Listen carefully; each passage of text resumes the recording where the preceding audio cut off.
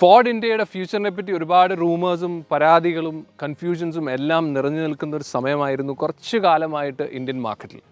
അതിൽ നിന്ന് വ്യത്യസ്തമായി ഒന്നും തന്നെ പുതിയ വാഹനങ്ങളായിട്ടോ അല്ലെങ്കിൽ വേരിയൻസ് ആയിട്ടോ ഒരു അപ്ഡേഷനായിട്ടോ ഫേസ് ലിഫ്റ്റ് ആയിട്ടോ ഒന്നും തന്നെ ഫോർഡിൻ്റെ ലൈനപ്പിൽ വന്നിരുന്നുമില്ല. അതുകൊണ്ടൊക്കെ ആയിരിക്കാം ഇങ്ങനെ റൂമേഴ്സ് എല്ലാം വന്നത്.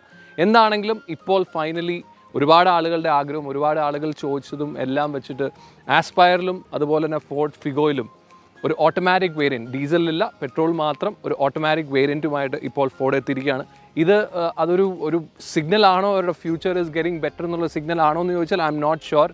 എന്താണ് ഫ്യൂച്ചർ എന്നുള്ള ഇപ്പോഴും വളരെ ക്ലിയർ ആയിട്ടുള്ളൊരു പിക്ചർ ഇല്ല. എന്നാലും ഒരു വേരിയൻറ്റ്, ഒരു ഓട്ടോമാറ്റിക് വേരിയൻറ്റ് അവരുടെ ഹാഷ് ബാക്ക് സെഗ്മെൻറ്റിലും ഒരു സെഡാൻ സെഗ്മെൻറ്റിലേക്കും ഒരു ഓട്ടോമാറ്റിക് വേരിയൻറ്റായിട്ട് ഇപ്പോൾ ഫോർഡ് ഇന്ത്യൻ മാർക്കറ്റിലേക്ക് എത്തിയിരിക്കുകയാണ്.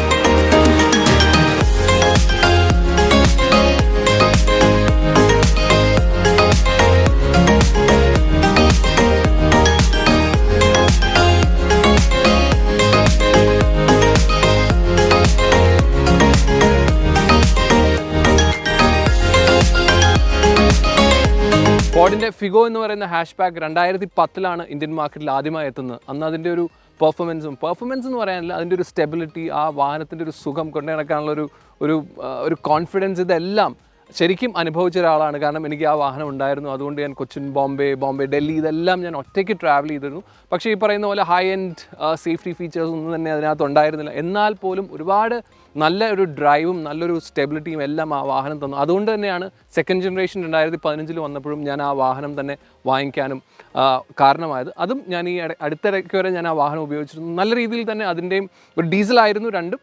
അതിൻ്റെയും ഒരു പെർഫോമൻസും അതിൻ്റെ ഒരു സുഖവും എല്ലാം അനുഭവിച്ച് ആ ഒരു ഫുൾ ക്വാളിറ്റിയും എല്ലാം അതിന് ഉണ്ടായിരുന്നു. അതിനുശേഷം 2019 വീണ്ടും അതിൻ്റെ ഒരു ഫേസ് ലിഫ്റ്റ് വന്നു, സെക്കൻഡ് ജനറേഷൻ്റെ. ആ സെയിം ഫേസ് ലിഫ്റ്റ് മോഡലാണ് ഇപ്പോൾ ഫിഗോയിലും അതുപോലെ ആസ്പയറിലും ഒരു ഓട്ടോമാറ്റിക് വേരിയൻറ്റ് ഇപ്പോൾ ഫോർഡ് കൊണ്ടുവന്നിരിക്കുന്നത്. 2019 വന്ന ഫേസ് ലിഫ്റ്റിലാണ് കുറച്ച് മാറ്റങ്ങൾ വരുത്തിയിരുന്നത്. അതിനുശേഷം ഇപ്പോൾ ഓട്ടോമാറ്റിക് വേർഷനിലേക്ക് വന്നപ്പോൾ പ്രത്യേകിച്ച് ലുക്സിലൊന്നും വ്യത്യാസങ്ങളോ ഡിസൈനിലോ വ്യത്യാസങ്ങളൊന്നും വരുത്തിയിട്ടില്ല. എന്നാൽ 2019 ആ ഫേസ് ലിഫ്റ്റിൻ്റെ ഒരു ചെറിയ വ്യത്യാസങ്ങൾ ഞാനൊന്ന് ജസ്റ്റ് ഒന്ന് മെൻഷൻ ചെയ്ത് പോകാം. ഈ ഒരു ഭാഗത്ത് ആ ഒരു ക്രോം ഫിനിഷും അതുപോലെ ആ ഒരു ഫോഗ് ലാമ്പിൻ്റെ കേസിങ്ങും എല്ലാം വ്യത്യാസം വന്നിട്ടുണ്ട് ഫേസ് ലിഫ്റ്റ് വന്നപ്പോൾ. അതുപോലെ ഗ്രില്ലിലാണെങ്കിലും ആ ഒരു ക്രോം ഫിനിഷ് വന്നിട്ടുണ്ട് 2019.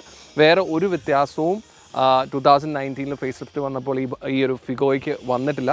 അതുപോലെ തന്നെ സൈഡ് പ്രൊഫൈൽ നോക്കിയാലും ഒരു 15 ഇഞ്ച് അലോയ് വീൽസ് ആണ് വരുന്നത്. അലോയുടെ ഡിസൈനും എല്ലാം സെയിം തന്നെ 15 ഇഞ്ച് അലോയ്സും ആണ് വരുന്നത്. സോ ബാക്കിലേക്ക് വന്നപ്പോൾ ഞാൻ പറഞ്ഞ ഫേസ് ലിഫ്റ്റ് ടൈമിൽ വന്ന വ്യത്യാസങ്ങൾ മാത്രമാണ് ഈ വേരിയൻറ്റിൽ. അല്ലെങ്കിൽ ഇപ്പോൾ ഓട്ടോമാറ്റിക്കലി വന്നപ്പോൾ വേറെ വ്യത്യാസങ്ങളൊന്നും ഡിസൈനിലില്ല. ആ ബമ്പറിൽ വന്നിരുന്ന വ്യത്യാസമാണ്.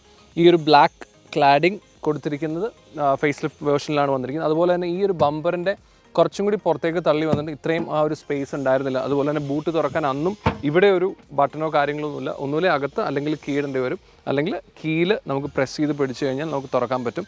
അതാണ് ഇവിടെ ഒരു ബട്ടൺ കൊടുക്കാമായിരുന്നു. നേരത്തെയും ഞാൻ ആ ഫിഗോ ഫേസ് ലിഫ്റ്റ് ചെയ്ത സമയത്ത് ഞാൻ പറഞ്ഞു ഇവിടെ തന്നെ ഒരു ബട്ടൺ കൊടുക്കാമായിരുന്നു. പക്ഷേ ഈ ഒരു മോഡലിന് ഇപ്പോൾ 2021 ഓട്ടോമാറ്റിക്കിലേക്ക് വന്നപ്പോഴും ആ ഒരു ചേഞ്ച് വരുത്തിയിട്ടില്ല.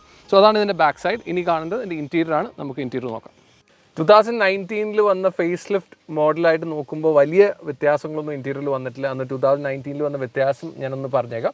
ഒന്ന്, ഈ ഒരു സ്പേസിൽ വ്യത്യാസം വന്നു. ഈ ഒരു ഡാഷ്ബോർഡിൽ വന്നിരുന്ന ഈ പിയാനോ ബ്ലാക്ക് ഫിനിഷ്, അതുപോലെ തന്നെ 7 inch touch screen infotainment system, ഈ ഒരു കംപ്ലീറ്റ് സെറ്റപ്പിൽ അന്ന് വ്യത്യാസം വന്നിരുന്നു. അതുപോലെ തന്നെ ഓട്ടോമാറ്റിക് ക്ലൈമറ്റ് കൺട്രോളും അന്ന് ചേഞ്ചസ് വന്നിരുന്നു. പക്ഷേ ഈ മോഡലിലേക്ക് വന്നപ്പോഴുള്ള മെയിൻ ഡിഫറൻസ് വന്നിരിക്കുന്ന ഈ ഒരു സെറ്റപ്പാണ്. ഈ ഒരു ഓട്ടോമാറ്റിക് ഗിയർ ബോക്സിൻ്റെ ലിവറിൻ്റെ ആ ഒരു സെറ്റപ്പിൽ വ്യത്യാസമുണ്ട്.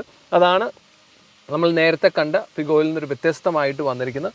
കുറച്ചും കൂടി ഒരു ന്യൂ ജനറേഷൻ ലിവറാണ് വന്നിരിക്കുന്നത്. സൈഡിലാണ് ട്രിപ്റ്റോണിക്കിൻ്റെ സ്വിച്ചസ് കൊടുത്തിരിക്കുന്നത്. സോ അതാണ് ഇവിടെ ഒരു വലിയ വ്യത്യാസം എന്ന് പറയാനായിട്ടുള്ളൂ. ബാക്കി എല്ലാം തന്നെ നമ്മൾ നേരത്തെ, അതായത് 2019 കണ്ട അപ്ഡേറ്റഡ് അല്ലെങ്കിൽ ഫേസ് ലിഫ്റ്റഡ് ഫിഗോയിൽ കണ്ടിരിക്കുന്ന എല്ലാം തന്നെയാണ് വന്നിരിക്കുന്നത്. സീറ്റ്സ് ആണെങ്കിലും ബാക്കിലെ സ്പേസ് ആണെങ്കിലും എല്ലാം തന്നെ സിമിലർ ആയിട്ട് തന്നെയാണ് വന്നിരിക്കുന്നത്. ഫിഗോയിൽ വരുന്ന ബ്ലൂ എന്ന് പറയുന്ന വേരിയൻറ്റിൽ ഈ ഓട്ടോമാറ്റിക് വേർഷൻ വരുന്നില്ല. നമുക്ക് ടൈറ്റാനിയം പ്ലസിലുമാണ് ഈ ഓട്ടോമാറ്റിക് വേർഷൻ വരുന്നത്. അതുപോലെ തന്നെ പെട്രോളിൽ മാത്രമായിരിക്കും നമുക്ക് ഓട്ടോമാറ്റിക് ലഭിക്കുന്നത്, ഡീസലിൽ ഓട്ടോമാറ്റിക് ലഭിക്കുന്നില്ല. സോ അങ്ങനെയുള്ള കാര്യങ്ങളൊക്കെയാണ് ഈ ഒരു അവസ്ഥയിൽ പറയാനുള്ളത്. മെയിനായിട്ട് ഞാൻ പറഞ്ഞ പോലെ ഡിഫറൻസ് വന്നിരിക്കുന്ന ഒരു ഓട്ടോമാറ്റിക് ഗിയർ ബോക്സ് പെട്രോൾ എഞ്ചിനിൽ വന്നു എന്നുള്ളതാണ്. അതറിയേണ്ടത്. ഇതിൻ്റെ ഡ്രൈവിൻ്റെ കാര്യങ്ങളും അറിയേണ്ടത്. ഡ്രൈവിലാണ്. നമുക്ക് സ്ട്രെയിറ്റ് ഡ്രൈവിലേക്ക് പോകാം. ഫിഗോയിലും ആസ്പയറിലും ഇപ്പോൾ വന്നിരിക്കുന്ന ഓട്ടോമാറ്റിക്കിൻ്റെ ഒരു ഡ്രൈവാണ് ഞാനിപ്പോൾ ചെയ്യുന്നത്. ഫിഗോ ആണ് ഇപ്പോൾ ഞാൻ ഡ്രൈവ് ചെയ്യുന്നത്. ഓട്ടോമാറ്റിക് വേരിയൻറ്റ് ഒരുപാട് കാലത്തിന് ശേഷമാണ് ഫോർഡിൻ്റെ ഒരു വാഹനത്തിലൊരു വേരിയൻറ്റ് ആണെങ്കിൽ പോലും വരുന്നത്, ഞാൻ നേരത്തെ പറഞ്ഞു. അപ്പോൾ എന്താണെങ്കിലും ഒരു ഓട്ടോമാറ്റിക് ഇപ്പോൾ പെട്രോൾ വേരിയൻറ്റിൽ വന്നിരിക്കുകയാണ്. പെട്രോൾ എഞ്ചിൻ വരുന്നത് ഒരു 1.2 ലിറ്റർ പെട്രോൾ എഞ്ചിനാണ്. അതുപോലെ തന്നെ ഇതിൻ്റെ ഒരു പവർ വരുന്നത് 96 PS പവർ, 119 ന്യൂട്ടൺ മീറ്റർ ടോർക്കുമാണ് വരുന്നത്. സെയിം എഞ്ചിൻ, സെയിം ടോർക്കും പവറും കാര്യങ്ങളൊക്കെയാണ്. എന്നാൽ നമുക്ക് ഈക്കോ സ്പോർട്ടിലെല്ലാം നമ്മൾ കണ്ടിരിക്കുന്ന ഒരു 6 speed automatic 6 speed torque converter automatic ആണ് ഇപ്പോൾ ഫിഗോയിലും ആസ്പയറിലും ഇപ്പോൾ ഫോർഡ് നൽകുന്നത്. എന്താണെങ്കിലും നമ്മളെല്ലാം വിചാരിച്ചിരുന്ന ഒരു ഫ്യൂച്ചർ എന്താണ് എന്ന് ഒരുപാട് കൺഫ്യൂഷനിലായിരുന്നു. അതിപ്പോഴും കൺഫ്യൂഷൻ മുഴുവനായിട്ട് തീർന്നിട്ടില്ല, പക്ഷേ കംപ്ലീറ്റ്ലി സൈലൻ്റ് അല്ല എന്നുള്ള രീതിയിൽ തന്നെ ഇപ്പോൾ ഓട്ടോമാറ്റിക് വേരിയൻറ്റും കൂടി ഇതിനകത്ത് കൊണ്ടുവന്നിരിക്കുകയാണ്. ഡ്രൈവിൽ വലിയ വ്യത്യാസങ്ങളൊന്നുമില്ല. ഞാൻ പറഞ്ഞ പോലെ 2010 ഉണ്ടായിരുന്ന ഫിഗോ എനിക്ക് ഭയങ്കര ഇഷ്ടമുള്ളൊരു വാഹനമാണ്. കാരണം അതിൻ്റെ ക്വാളിറ്റി ആണെങ്കിലും നല്ല വെയിറ്റ് ഉണ്ടായിരുന്നു, അതുകൊണ്ട് തന്നെ അത് സ്റ്റേബിളായിരുന്നു. നമുക്ക് ഒരു കോൺഫിഡൻസ് ഉണ്ടായിരുന്നു. വലിയ സേഫ്റ്റി ഫീച്ചേഴ്സൊന്നും നിറച്ചു വച്ചിരുന്നില്ല എങ്കിൽ പോലും നല്ല കോൺഫിഡൻസോട് ഡ്രൈവ് ചെയ്യാൻ പറ്റും. ഞാൻ ഒരുപാട് ലോങ് ഡ്രൈവ് പോയിരുന്ന ഒരു വാഹനമാണ് ആ 2010 അല്ലെങ്കിൽ ഫസ്റ്റ് ജനറേഷൻ ഫിഗോ. അതിനുശേഷം കുറച്ചും കൂടി സെക്കൻഡ് ജനറേഷനിൽ വന്നപ്പോൾ കുറച്ചും കൂടി പുതിയ മോഡേൺ കാര്യങ്ങളെല്ലാം വന്നു. പുതിയ മ്യൂസിക് സിസ്റ്റം വന്നു, അല്ലെങ്കിൽ കുറച്ചും കൂടി പവർ വന്നു. പവർ നല്ല രീതിയിൽ തന്നെ ഉണ്ടായിരുന്നു, നല്ല പവർഫുൾ എഞ്ചിനായിരുന്നു. എന്നാൽ ഫസ്റ്റ് ജനറേഷനിൽ ഉണ്ടായിരുന്ന അത്രയും ഹാപ്പി അല്ലായിരുന്നു ഞാൻ സെക്കൻഡ് ജനറേഷൻ വന്നപ്പോൾ. കാരണം ആ ഒരു ഹെവിനെസ് അല്ലെങ്കിൽ ഒരു കംപ്ലീറ്റ് ക്വാളിറ്റി എല്ലാം കുറച്ചൊരു ഡ്രോപ്പ് വന്നൊരു തോന്നലുണ്ടായിരുന്നു. എന്നാൽ പോലും ഞാൻ നല്ല മൈലേജ് ഉണ്ടായിരുന്നു. ഡീസലായിരുന്നു എൻ്റെ ഉണ്ടായിരുന്നത്, നല്ല മൈലേജ് ഉണ്ടായിരുന്നു. സോ ഹാപ്പി ആയിരുന്നു അതിനകത്തും. അതിനുശേഷം 2019 വന്ന ഫേസ് ലിഫ്റ്റഡ് വേർഷനാണിത്. സോ ഇതിൻ്റെ drive it's very light steering നല്ല ലൈറ്റ് സ്റ്റിയറിംഗ് ആണ്. അതുപോലെ തന്നെ ക്വാളിറ്റി നല്ല രീതിയിൽ തന്നെ ഉണ്ട്. ഒരു ഹൈവേ ഡ്രൈവിനാണെങ്കിലും ഒരു സിറ്റി ഡ്രൈവിനാണെങ്കിലും എല്ലാം നല്ല രീതിയിലുള്ള ഒരു റെസ്പോൺസ് ഇതിനകത്തുണ്ട്.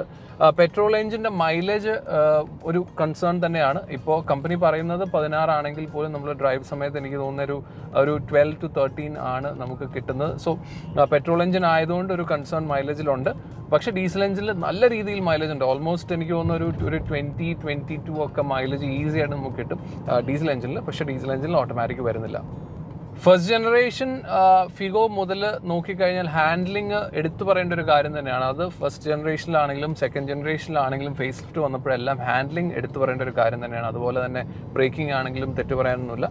പക്ഷേ പവർ നല്ല കൂടുതലായതുകൊണ്ട് ബ്രേക്കിംഗ് അത്രയും മതിയാവോ എന്ന് ചില സമയത്ത് തോന്നിയേക്കാം. പക്ഷേ വലിയ പ്രോബ്ലങ്ങളൊന്നും, ഞാൻ വർഷങ്ങൾ ഉപയോഗിച്ചതാണ്, എനിക്ക് വലിയ പ്രോബ്ലങ്ങളൊന്നും ഉണ്ടായിട്ടില്ല എന്നുള്ളത് തന്നെയാണ്.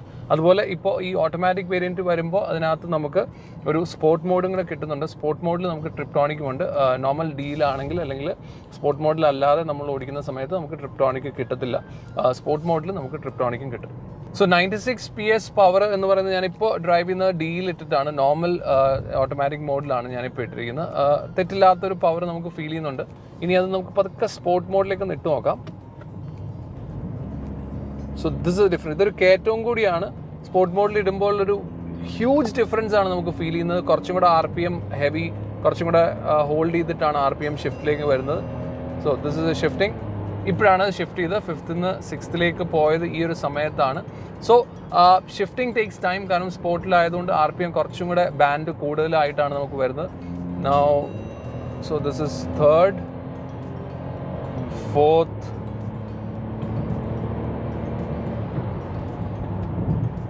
വെരി ഗുഡ് പവർ മാത്രമല്ല, ഷിഫ്റ്റിംഗ് എല്ലാം പ്രോപ്പർ ടൈമിംഗ് ആണ്. കാരണം കുറച്ചും കൂടി നമുക്ക് പവർ ഫീൽ ചെയ്യണം, അല്ലെങ്കിൽ കുറച്ചും കൂടി ഒരു എന്താ പറയുന്നത്, കുറച്ചും കൂടെ രസകരമായിട്ട് ഡ്രൈവ് ചെയ്യാൻ പറ്റുന്നത് സ്പോർട്ട് മോഡിൽ തന്നെയാണ്. പക്ഷേ ഡിയിലേക്ക് ഇട്ട് കഴിഞ്ഞാൽ it becomes very smooth, soft, composed ആയിട്ടുള്ള ഒരു ഡ്രൈവ് നമുക്ക് കിട്ടുന്നതാണ് ഇതിനകത്ത് നിന്ന്. സേഫ്റ്റിക്ക് ഇമ്പോർട്ടൻസ് ഈ ഒരു മോഡലും കൊടുക്കുന്നുണ്ട്. നമുക്ക് ഹിൽ ഹോൾഡ് ഇതിനകത്ത് വരുന്നുണ്ട്. ഒരു 3 seconds നമുക്കിപ്പോൾ ഒരു കയറ്റത്തിൽ വെച്ചിട്ട് നമ്മൾ വണ്ടി എടുക്കുകയാണെങ്കിൽ ഒരു 3 seconds ഹോൾഡ് ചെയ്തിട്ടാണ് വാഹനം മൂവ് ചെയ്യുള്ളൂ. ആ ഒരു ഹിൽ ഹോൾഡ് ഇപ്പോൾ ഉണ്ട്. അതുപോലെ തന്നെ ട്രാക്ഷൻ കൺട്രോൾ ഉണ്ട്. 6 എയർ ബാഗ് വരുന്നുണ്ട്. അങ്ങനെയുള്ള കാര്യങ്ങളെല്ലാം ഇതിനകത്ത് വരുന്നുണ്ട്. സോ സേഫ്റ്റിക്കും ഇമ്പോർട്ടൻസ് കൊടുത്തിട്ടാണ്. ഫോർഡിൻ്റെ നമുക്ക് എല്ലാവർക്കും അറിയുന്നതാണ്, ഫോർഡിൻ്റെ വാഹനങ്ങളുടെ ഒരു ക്വാളിറ്റിയും അതുപോലെ സേഫ്റ്റി എല്ലാം നല്ല രീതിയിൽ തന്നെ നിൽക്കുന്ന ഒരു വാഹനം തന്നെയാണ്, അല്ലെങ്കിൽ ഒരു മാനുഫാക്ചർ തന്നെയാണ് ഫോർഡ്. സോ ഇതിൻ്റെ പ്രൈസിൻ്റെ കാര്യം പറയുകയാണെങ്കിൽ നമ്മൾ ഈ വീഡിയോ ചെയ്യുന്നത് ലോഞ്ചിന് ഒരു ദിവസം മുമ്പാണ്. അതുകൊണ്ട് നമുക്ക് പ്രൈസ് ഇപ്പോൾ നിശ്ചയമില്ല. പക്ഷെ നിങ്ങൾ ഈ വീഡിയോ കാണുന്നത് ലോഞ്ച് കഴിഞ്ഞ ഉടനെ തന്നെ ആയിരിക്കും. സോ അതിൻ്റെ പ്രൈസിങ് നമ്മൾ കമൻറ്റിൽ എഴുതും, കമൻറ്റിൽ കൊടുത്തിട്ടുണ്ടാവും. സോ നമുക്ക് ഈ ഒരു വാഹനം തന്നത്, കാരണം ഇങ്ങനെ ഒരു എക്സ്ക്ലൂസീവ് വീഡിയോ എനിക്ക് തോന്നുന്നില്ല മലയാളത്തിൽ വേറെ ആരും ചെയ്തിട്ടുണ്ടെന്ന്. എന്താണെങ്കിലും ഇങ്ങനെ ഒരു എക്സ്ക്ലൂസീവ് വീഡിയോ നിങ്ങളിലേക്ക് എത്തിക്കാൻ പറ്റിയതിൽ ഞാൻ ഭയങ്കര ഹാപ്പിയാണ്. കാരണം എക്സ്ക്ലൂസീവ് വീഡിയോ എപ്പോഴും എത്തിക്കുക എന്ന് പറഞ്ഞാൽ ഭയങ്കര ഹാപ്പി ആയിട്ടുള്ളൊരു കാര്യമാണ്. നമ്മളെ ഈ ഒരു ഫോർഡിൻ്റെ ഈ ഒരു വാഹനം നമുക്ക് എക്സ്ക്ലൂസീവായിട്ട് ചെയ്യാൻ സാധിച്ചത് മലയാളം ഫോർഡിൻ്റെ ഹെൽപ്പ് കൊണ്ടാണ്. മലയാളം ഫോർഡ് കൊച്ചിയാണ് നമുക്ക് ഈ വാഹനം തന്നത്. So big thanks to Malayalam Ford. അതുപോലെ തന്നെ ഇനിയും ഇതുപോലുള്ള എക്സ്ക്ലൂസീവ് വീഡിയോസ്, ഇതുപോലുള്ള വീഡിയോസ്, സ്റ്റോറീസ്, ഇതെല്ലാം നമ്മളുടെ ചാനൽ ഇനിയും വരും. പൈലറ്റ് ഓൺ വീൽസ് നിങ്ങൾ ഇതുവരെ സബ്സ്ക്രൈബ് ചെയ്തിട്ടില്ലെങ്കിൽ സബ്സ്ക്രൈബ് ചെയ്യാൻ മറക്കരുത്. അതുപോലെ ബെൽ ബട്ടൺ പ്രസ് ചെയ്യുക. നമ്മുടെ ഇൻസ്റ്റഗ്രാം, ഫേസ്ബുക്ക്, വെബ്സൈറ്റ് ഇതെല്ലാം നിങ്ങൾ ഫോളോ ചെയ്യാൻ വേണം. Thank you very much. Be safe. Thank you.